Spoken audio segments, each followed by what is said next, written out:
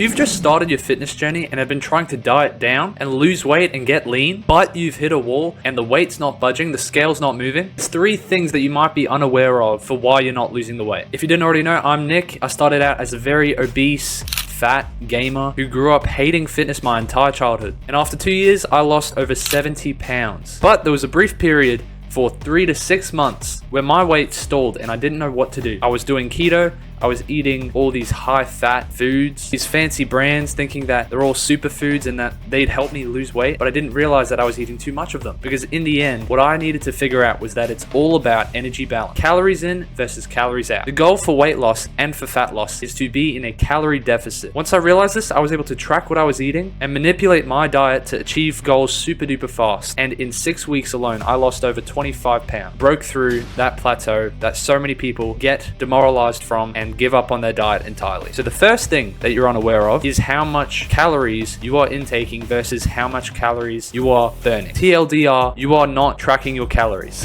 It's very simple to do. You can get a food tracking app such as Carbon Diet Coach or Macro Factor, or the most famous one, which is MyFitnessPal. I use MyFitnessPal. It's free and you can input so many foods, so many different types of brands, all super conveniently for a full day of eating. You can also set your calorie goals and your macro targets for your needs. But then you get so many people who go, "Oh, Nick, this app says I should be in a deficit if I eat this many calories and I'm not losing any weight. What's going on?" Well, you're not in a calorie deficit. If the amount of calories that you've eaten today and this whole week have not done anything to lower your weight, then you are not in a calorie deficit. If you're also just generally tracking food and not inputting your foods into a food scale to track and measure exactly what you're eating, then you could be missing out on so many hidden calories. Which leads to the second thing that you're unaware of: hidden calories in foods. These hidden calories, or just simple foods that you're still eating or drinking, can be stopping you from losing weight. If you're still drinking liquid calories, cut that out. Especially if it's juices and things that bring back your appetite and don't satiate you, especially soda. If you cut those out, that's an extra 150 calories per day minimum that you save. Other hidden calories that you might not realize when you're eating out could be oils. Normally, when you're on a diet and you're eating out, you could just ask for the salad and you'd be like, "Oh, it's a nice small bowl of salad, looks healthy, probably 200 calories, 300 calories, great, I'll be satisfied and it won't hurt my diet goals." Wrong. In most of these restaurants, if not all of them, they always add oils and different dressings to make it more appetizing, to make it taste better, because otherwise they'd go out of business. Their job is to make very tasty food, and foods get more tasty when there's more additives, more dressings, and these hidden calories can account for more calories than the food that you thought you were eating itself. The garden salad itself might have been 150, 250 calories, but the oils that they dumped into the salad could be an extra 300 calories that you haven't accounted for. Get rid of cooking oils when you're cooking food. If you're cooking food at home and you're dousing the pan or the pot in olive oil or canola oil, don't. Better to have vegetables that are steamed rather than fried. Therefore, you're getting all the good content of the vegetable without the additive of fat, which is 9 calories per gram, the most calorie dense macronutrient of protein, fat, and carb. It has more calories per gram than protein and carbs combined. So getting rid of the unnecessary fat in your meals is crucial to make sure that the weight scale keeps on moving down. Make sure that your body fat levels keep dropping. If you are going to cook in a pan or a pot, then just use spray oil. It's essentially the same thing and has the same effect on food with a fraction of the calories that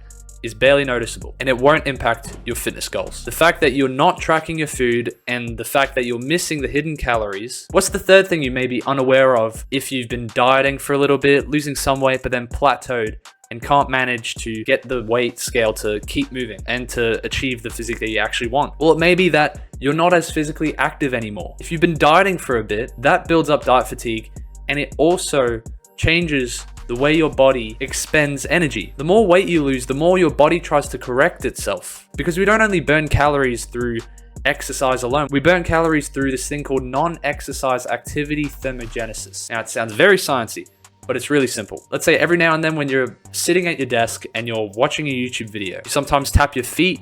When you're listening to music, you shake your head sometimes, bob into the music, really feeling the shit. When you're pacing around the living room whilst on a phone call with someone, that is your non-exercise activity thermogenesis. That's your NEAT. And NEAT accounts for a good percentage of your daily calorie expenditure. And the more you diet down and the bigger deficit you're in, the lower your NEAT gets. Your body conserves its energy so that unconsciously you're probably bobbing your head less to music now, or you're not tapping your feet as much. You're not as fidgety as you were before you started dieting. And this is natural, but we can counteract this through your conscious and active exercise. Although unconsciously you are conserving your energy, you can consciously increase your activity to combat this metabolic adaptation. And a very simple way you can do that is by tracking your daily steps. Always try to hit 10,000 steps per day minimum. And when fat loss gets harder, every 2 weeks you could up it by 2,000 steps so that you could do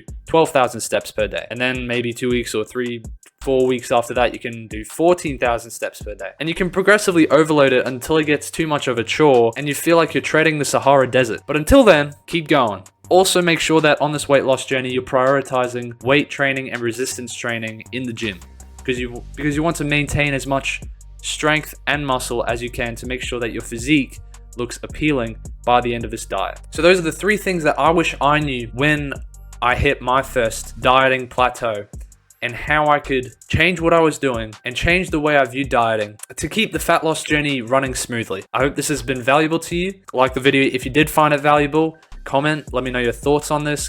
Give extra tips for anyone else who may be experiencing the same diet plateau that I did for 3 to 6 months that stopped me from reaching the lean physique I wanted because I didn't understand the pitfalls that we all can fall into. As always, I'm Nick Steep. Leave no more lost potential, and I'll see you in the next one. Peace.